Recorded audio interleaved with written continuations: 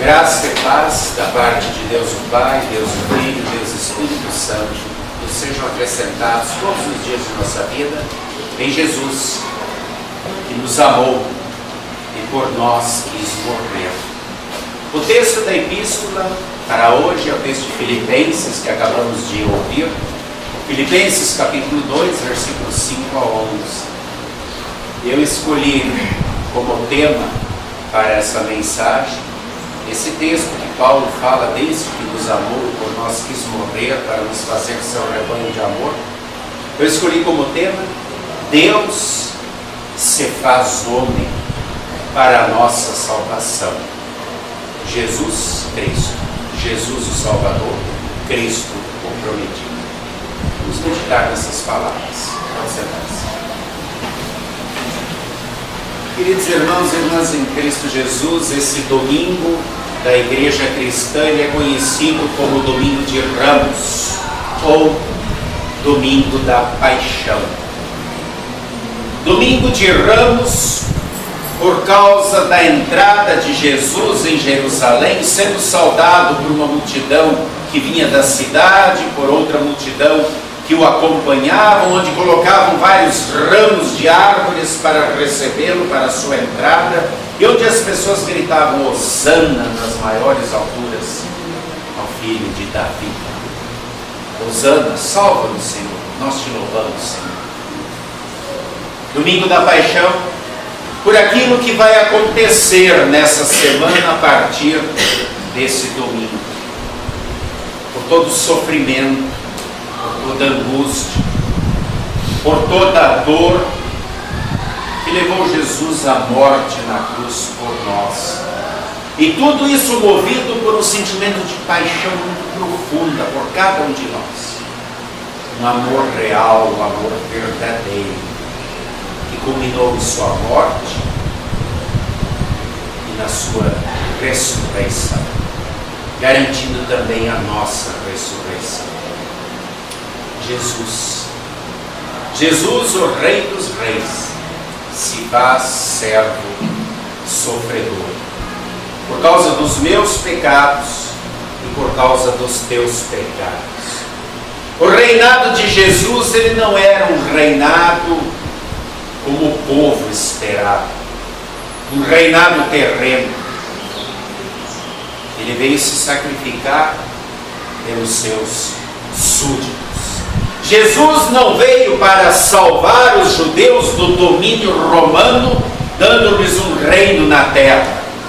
Ele veio para salvar a humanidade do domínio do maligno, dando a todos que nele creem um reino futuro, no novo céu e na nova terra. Queridos irmãos e irmãs, o apóstolo Paulo ele inicia o texto indicado para hoje, o texto de Filipenses, capítulo 2, falando aos filipenses, falando aos cristãos da cidade de Filipos, que têm o mesmo sentimento entre eles que Cristo teve. Que eles sejam humildes, que eles não tenham partidarismo, não façam acepção de pessoas, não se encham de vanglória, mas que aprendam a considerar os outros superiores a si mesmos e aprendam a amar de verdade.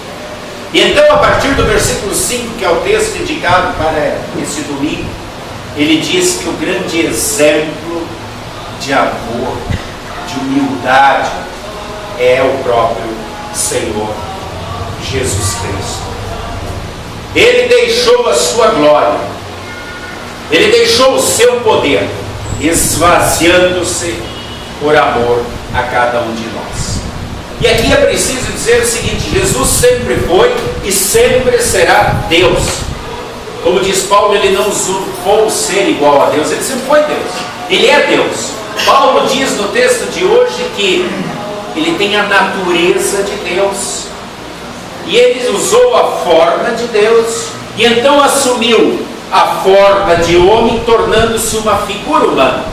Um texto um pouco complicado, mas um texto muito rico em detalhes para se entender. Jesus assume a forma de servo sofredor. Tinha a natureza de Deus, continua com essa natureza, com a forma de Deus, mas se torna um homem. Não tinha nada errado em Jesus vir revelar-se em poder. Ele simplesmente estaria demonstrando que de fato ele era. Mas o texto fala de algumas peculiaridades. Paulo diz que ele mantém a natureza de Deus, a sua essência é ser Deus. E fala em forma e figura. Vamos entender isso um pouquinho. Jesus sempre foi Deus eterno. Sua essência permanece. Ele sempre existiu na forma de Deus. Qual é a forma que nós conhecemos Deus? É a sua bondade, é o seu amor, é a sua justiça, é a verdade, é a eternidade, é a imutabilidade, ele não muda, é a santidade, ele é perfeito, é a onisciência, ele sabe todas as coisas, é a onipresença, ele está em todos os lugares. Essa é a forma como Deus se manifesta, como conhecemos Deus entre nós. E o texto diz que ele agora assume também a figura de homem na forma humana. Para assumir a forma de homem, ele precisa nascer e tornar-se um homem. Deus não nasce. Ele precisa crescer. Deus não cresce. Ele precisa aprender. O Deus eterno e impotente, ele precisa aprender a caminhar. Ele precisa aprender a falar. Ele precisa aprender a ler. Ele come, ele bebe, ele dorme, ele acorda, ele chora, ele ri, ele sofre e ele morre. Isso agora faz parte da natureza que ele assume na forma humana. O que Paulo quer mostrar para nós com esse linguajar que a princípio parece um pouco complicado, mas não é tão complicado assim? Paulo quer mostrar que a humilhação de Jesus não acontece apenas no momento da crucificação. A humilhação de Jesus não acontece apenas na semana da paixão. A humilhação de Jesus aconteceu em toda a sua vida terrena aqui neste mundo. A expressão esvaziar-se a si mesmo é de grande significado, porque demonstra o profundo amor de Deus pela humanidade, por mim e por ti também. Porque sem o esvaziar-se não haveria salvação. Deus é imortal.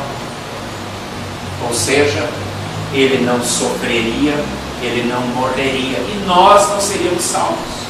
Foi preciso que Deus se tornasse homem para morrer, porque alguém que não tivesse pecado precisava morrer e carregar a nossa culpa, e só Deus não tem pecado. Por isso se torna um servo sofredor, esvaziou-se do seu poder, da sua glória. Mas embora ele tenha se esvaziado do poder e da glória, em determinados momentos, a sua forma humana, a sua figura humana, não conseguiu segurar.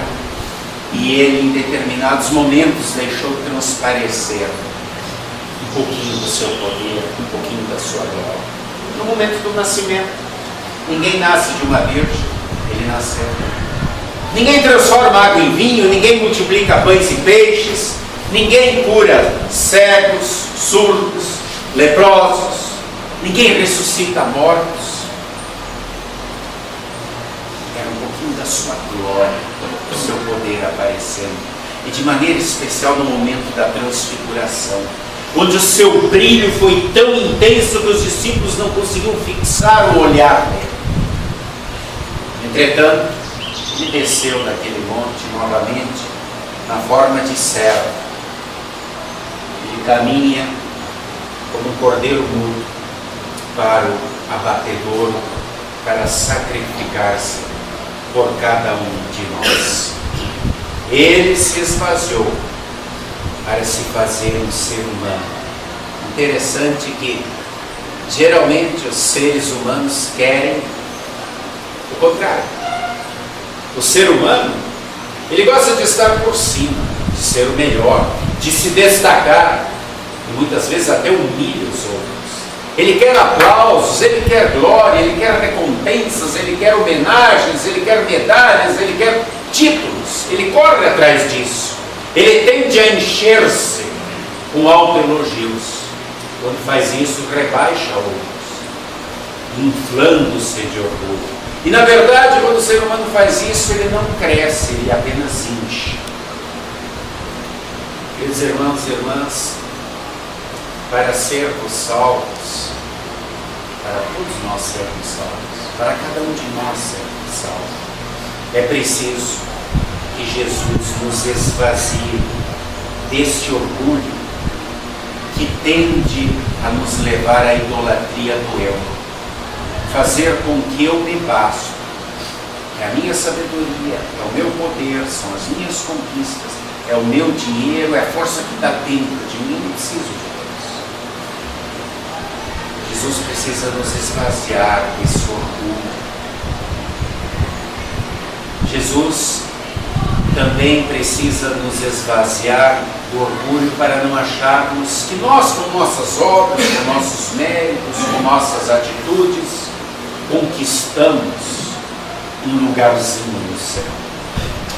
Jesus também precisa nos esvaziar do nosso orgulho, do nosso egoísmo, para que nós possamos, vazios do orgulho e do egoísmo, encher-nos de humildade e do amor dele, para que possamos então melhorar o nosso relacionamento de amor com o nosso próximo, para que nós possamos entender o nosso próximo, ter empatia pelo nosso próximo, termos mais fé, mais esperança, mais paz, mais mansidão, mais comunhão com os outros, com os sofredores, com os pequeninos. Quando eu penso nos pequeninos, nos pobres, eu não posso deixar de lembrar daquela senhora pequenininha, 1,50 m, encurvada, aquela albanesa que mesmo com 69 anos andava nas ruas da Índia de maneira toda especial em Calcutá,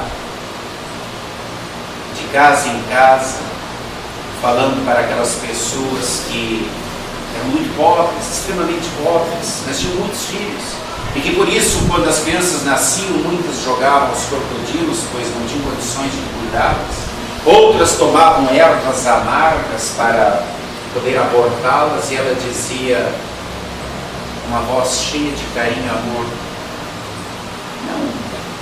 não matem vossas crianças, me deem vossos nascidos, não abortem,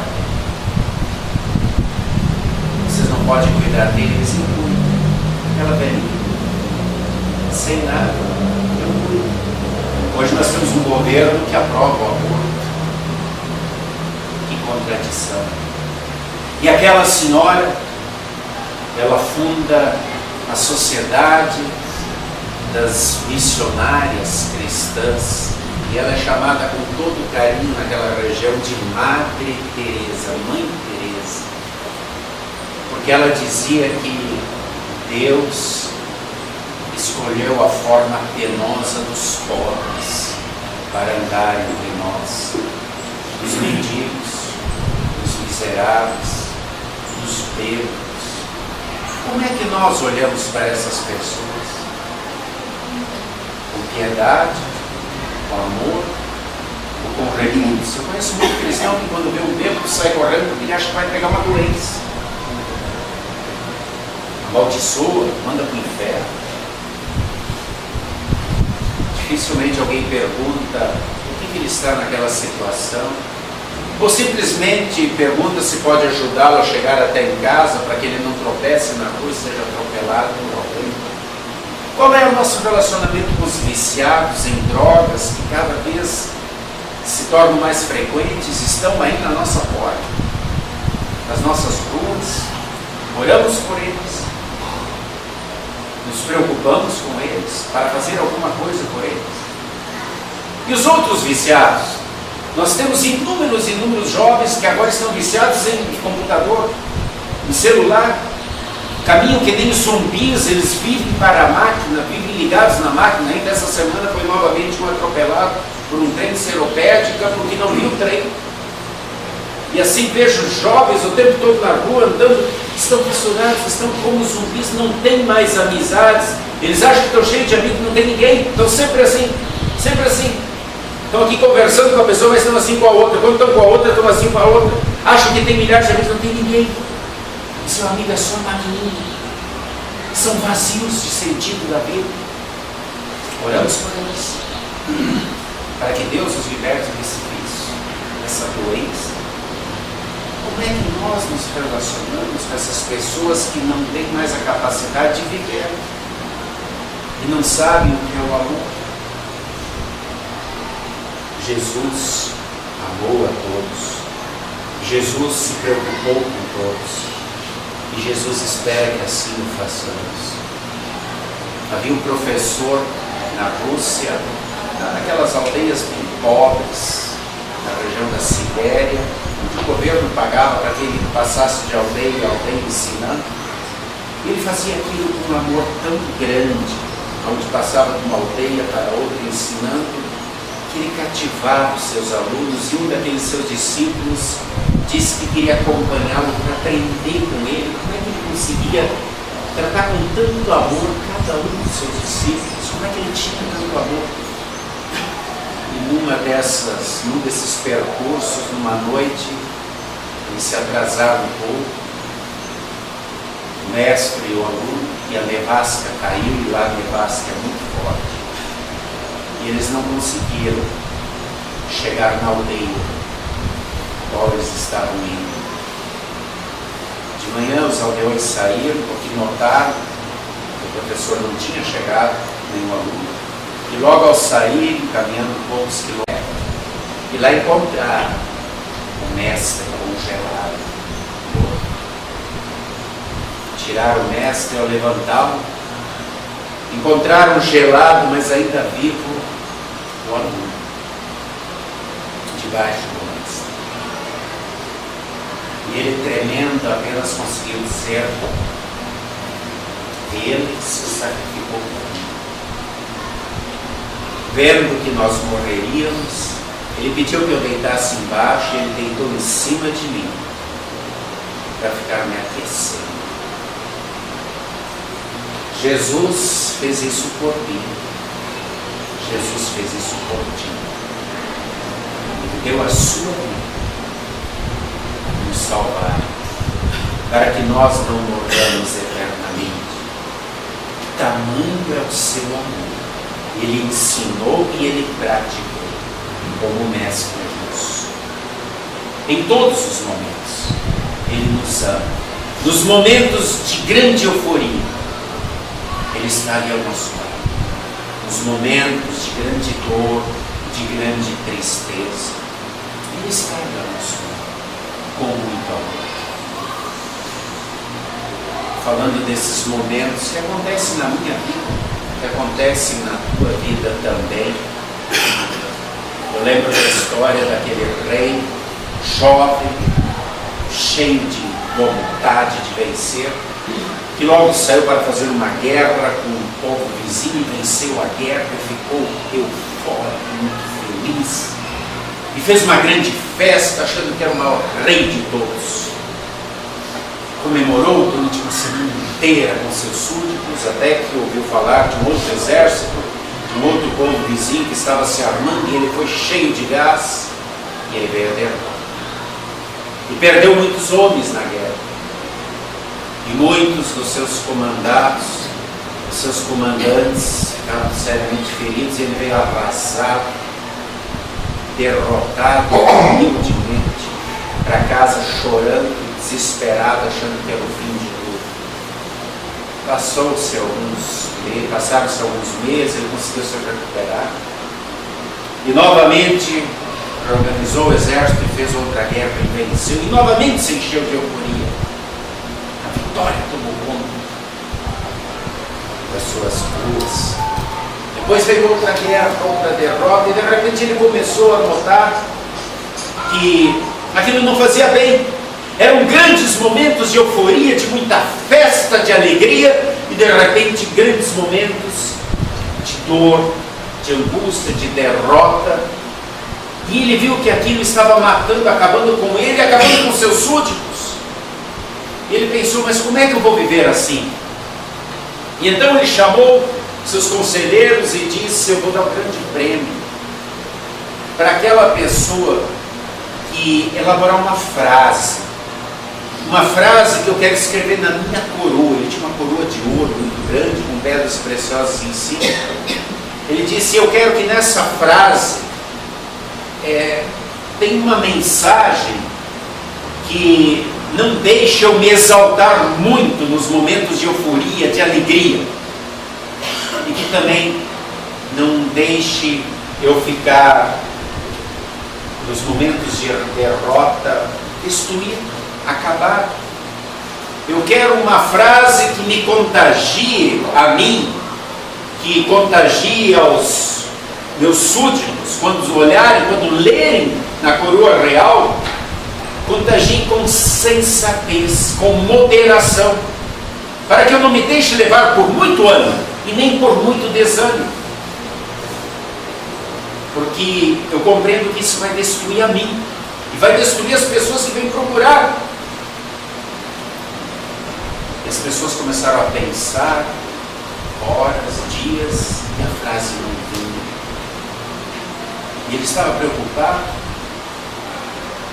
E não é fácil fazer uma frase assim, pensa. Até que sua mãe viu a sua preocupação e disse, meu filho, na época que seu pai estava vivo, ele só tinha um conselheiro. E ele sempre ouvia, e sempre esse homem tinha uma palavra de muita sabedoria.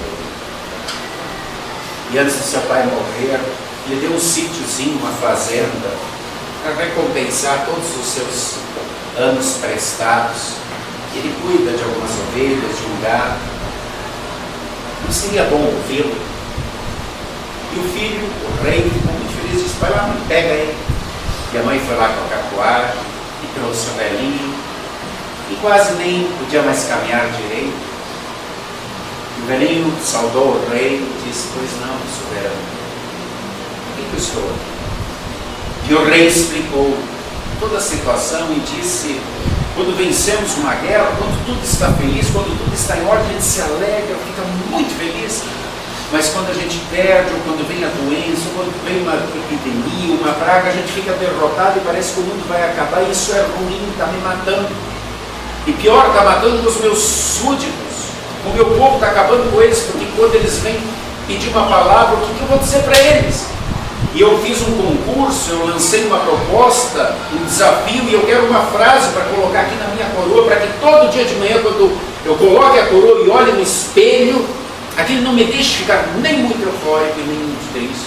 E para que quando as pessoas vierem a mim com seus problemas ou com suas notícias muito alegres, elas possam ler na coroa e eu não preciso nem falar nada para elas, porque elas já vão entender a mensagem. E o velhinho olhou para o rei e disse, meu rei, você não precisa de uma frase, apenas 2 palavrinhas. Coloque só 2 palavrinhas. Apenas escreva, vai passar. Só isso. E todo dia, quando olhares no espelho, independente da situação que tu estiveres, tu saberás que vai passar. Não é permanente. Todo dia que alguém trouxer algum problema ou alguma notícia muito alegre, quando for falar para você, já vai ver na coroa. Vai passar. Nada é permanente. Como nós estamos aqui de passagem. A Bíblia diz, passará o céu e a terra, mas as minhas palavras não passarão. Porque são as palavras do Deus que é eterno. Do Deus que se esvaziou por amor a nós. Esvaziou-se em poder, esvaziou-se em glória, mas ele não se esvaziou do seu amor. Pelo contrário, transbordou de amor por nós, para nos contagiar do seu amor, dando sua vida em nosso lugar na cruz e nos ensinando a amar o nosso irmão, o nosso semelhante, como ele nos amou, como ele nos amou. Que possamos nos esvaziar do orgulho, da soberba, da arrogância e deixar que esse amor de Jesus, nessa semana da paixão, tome conta da nossa vida, do nosso ser. Se você conhece alguém que está enfermo, visite, ligue para ele. Se você conhece alguém que está precisando de uma palavra amiga, seja um mendigo, seja um bêbado, um drogado, ou um viciado, precisa de um conselho de sabedoria, estenda sua mão para ele. Vamos viver o amor de Jesus. Vamos lembrar que naquela cruz ele deixou seu amor transbordar por nós, para que nós vivamos nesse amor, até o dia que ele nos chamar para a glória eterna, onde seremos como ele, porque o veremos face a face como ele. Que assim seja. Amém. E a paz de Deus, que excede o entendimento humano, guarde corações e mentes em Cristo Jesus para a vida eterna.